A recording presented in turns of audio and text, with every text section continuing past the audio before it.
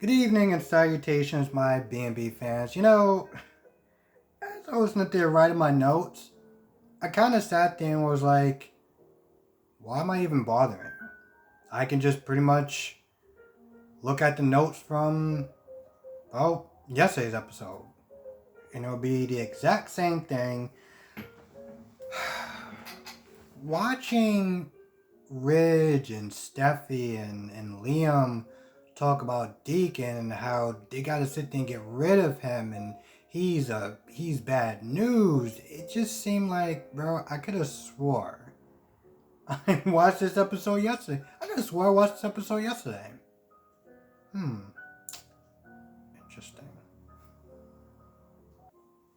Steffi seems to think that she knows what she's talking about. Liam doesn't want to sit there and argue with his wife. He doesn't want to sit there and keep pushing because if he pushes, he feels you're going to push her away. And what does Rich say? Ridge is like, we got to keep pushing. I'm like, Ridge, how did you get this woman to marry you? I mean, I'm just sitting there just trying to look at his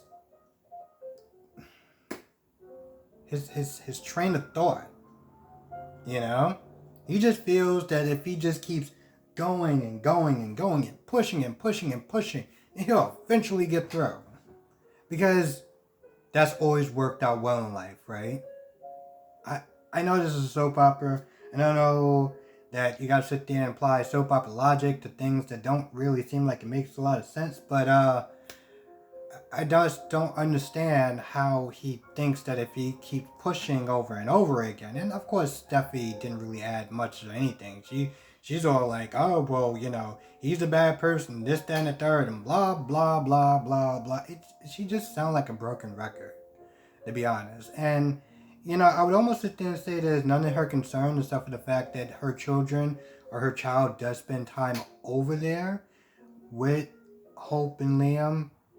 So I can understand where she can have a problem with that. But other than that, it's just, after a while, it's like, alright, we get it. Jesus. And of course, you got Hope, Brooke, and Deacon just talking about being family. Well, pretty much, I feel like Hope, once again, is trying to just rush Brooke and her feelings as far as he's a changed man. He's a lot different now. 1 second. He's a changed man. He's a lot different. I mean, that's what you want, right? It seems like Hope is trying to rush this whole having Brooke get to that point where she is fully accepting of Deacon. And Brooke was like, listen, we have a lot of history and it's not good.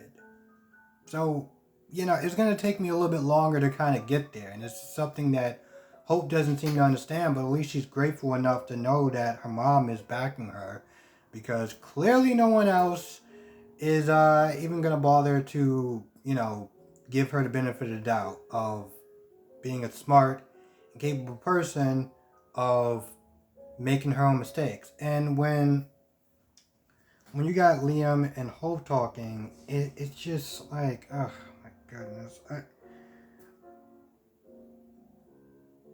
Here's the thing. I've been watching the show that long, okay? So I don't know all the mistakes that Liam has made, but he seems like the type of person that he makes a lot of mistakes. I mean, granted, he's been going from one woman to the next, and then back and forth, and that's just mistakes in itself. But he does seem like he's kind of a family screw up. And I don't know, his dad, the quote unquote dollar bill, has screwed up so many times. So there's a part where, Hope is like, I know my dad and stuff like that. And Liam's like, well, I know him too. And I'm like, really, Liam? You really know him? Because to be honest, that doesn't make a lot of sense. Even writing that line in there doesn't seem like it makes a lot of sense. How do you sit there and say you know him because he's a bad person? He's screwed up so many times and that's just who he is? Well, Liam, how many times have you screwed up? Or hell, how many times has your dad screwed up?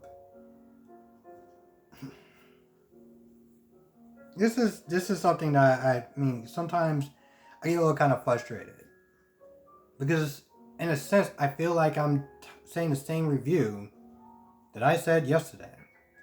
That's because they said the exact same things that they said from yesterday to today.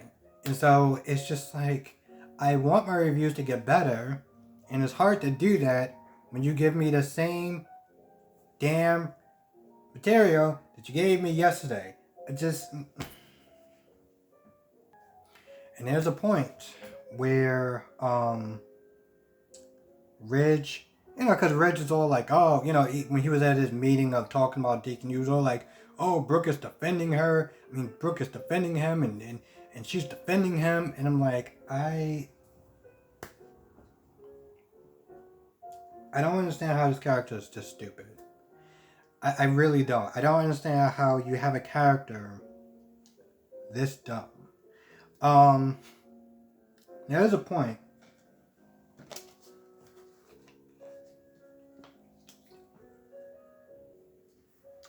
There's a point where Ridge and Brooke are talking, and it just seemed like it was the exact same conversation.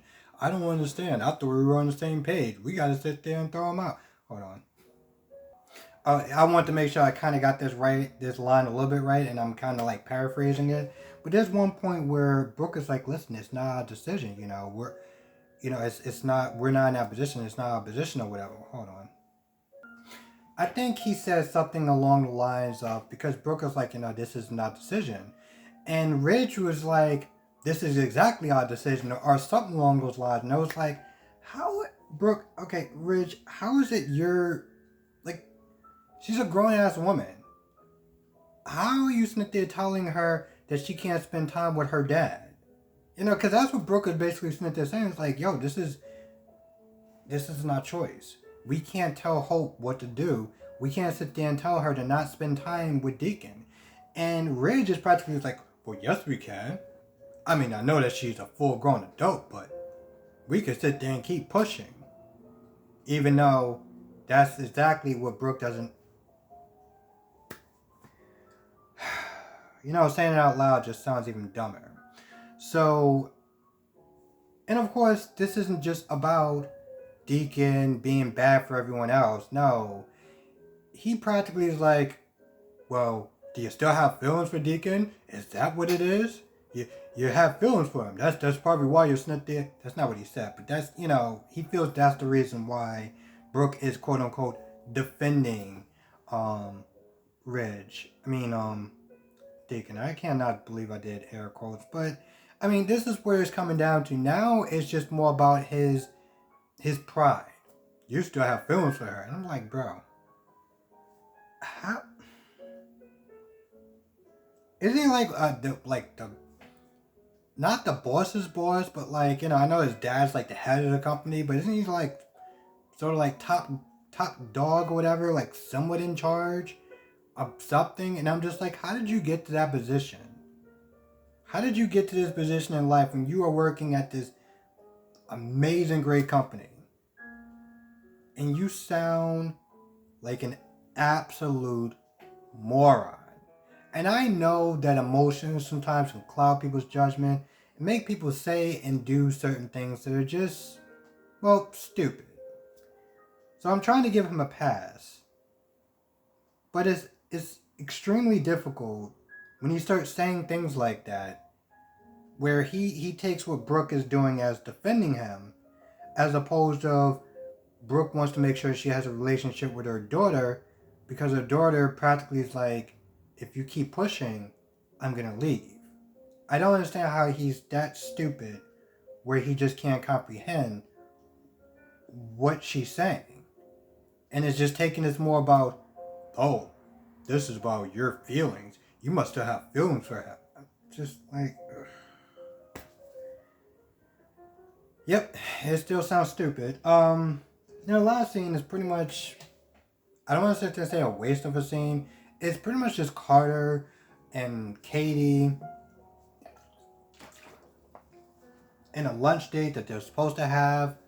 The Paris walked in on, and Paris kind of looked at the situation, was like, oh, I think there's something that's going on between you and Katie. Y'all be good together, blah, blah, blah, blah. And of course, he changed the subject and he talks about Paris and her finances. And then, of course, the compliments start with Paris again. At first, I didn't really understand why people were so annoyed. There were some people that were so annoyed with, Paris and the I don't want to sit there and say the S word. Starts with an S, has the word pimp in it, and I don't want to sit there and say that, but like they give her this unnecessary amount of compliments. Um, you know, cars all like, oh, you have a way of just lighting up the room every time you just walk on in. And I'm just not there thinking, are they just running out of compliments to say to her? Because I could have swore Zendaya said the exact same thing, that every time she walks into a room, she just makes people smile, she makes the day better, and she brings up brings everyone's feelings up or makes everyone happier. And it's sort of the exact same thing that Carter said. I'm like, okay, so we're doing this over admiration for her again. I might be wrong. I think that she looks beautiful as hell. Chick is hot. Let's be honest. I was not just trying to be classy, but she's hot. So I get the compliments, and she seems like she's very down to earth. She doesn't really have an ego, despite the amount of compliments that this woman gets. Just a very chill person, and so I understand that people like her and they have a certain amount of admiration for her. But I feel like almost every week, it's like just the insane amount of compliments that this woman gets. It gets to a point where it's like, all right, bro, listen, let's just bring it down a little bit, all right? I mean, she's very cool and down to earth. It's just too much. Okay, it's just too much. Anyway, she talks about the lunch date, and Carter's like, I can't because I have plans. And of course, Katie comes back in the room, and when Paris leaves, and Katie's like, oh, well, Bill set up this conference with our son that he didn't really sit there and give me a lot of notice for, but I want to see him, I want to talk to him, I want to reassure him. He's so far away, blah, blah, blah, blah. So the point is, she can't make it. So, he has this somber look on his face when Paris comes back in, and he talks about his love life and how things didn't really work out with various amount of women for various amount of reasons. And it seemed like he was homing in on what he wanted. Of course, what he wants is Katie. Now, I don't know what Bill or the actor is doing, but I'm pretty sure he's gonna come back at some point, right? Because I know it's gonna be this whole love triangle thing between, and it's just what I can see. Love triangle between Katie, Carter, and Bill, and normally I'm not real with this whole coupling things, but you know what? At this point, damn near anyone would be a lot better than being with Bill, from the way that Katie described her relationship with Bill. So, if she's smart, she'll, go out with Carter. If she's smart. Of course, Dollar Bill could sit there and be like, oh, I've changed and I'm doing things a lot different and you gotta sit there and trust me. Oh, wait, hold on. Let me go get the Logan sisters in. Sit there and, help her change her mind. Because, that's what good sisters would do. Did they actually really understand the depths that Bill has put Katie through? Now, granted, here's the thing. I haven't been watching the show for that long, so I didn't really get to see the ups and downs of their relationship. And unfortunately, it's one of those things where it's like I kind of got to sit there and take her word on it just because of how she was sitting there telling Carter how Bill made her feel for a long time. And I don't like normally doing that. Because if I was to do that with almost every situation, then I would be sitting there backing Sam on her decision to leave Jason on General Hospital. And of course, I've been watching that show for a while, and it just seemed like she just put a lot of the blame on Jason, as opposed to being like, you know what, maybe I should take some responsibility. Like, his life is dangerous, and I decided to have a kid with him anyway. And I decided to be with him, and I decided to go on the run, and I decided to have this 10 or 7 year, whatever long they were together, and out of nowhere I decided, oh, I'm going to tell him at the last minute that I don't want to be with him. It's kind of hard to really sit there and take her side. And unfortunately, I don't have the history with the show where I can be like, all right, Katie, maybe you did some stuff too in this relationship instead of you just putting it all on Bill. Unfortunately, I don't have that. So, kind of at a loss with that whole thing. Yeah. Anyway, I think that's about it, more or less. If I forgot anything, please write it down in the comment section below. I want to thank you for watching, and I feel like I forgot something. I just always do. But thank you for watching. Be safe. Let me know your thoughts in the comment section below, and I will see you in the next video.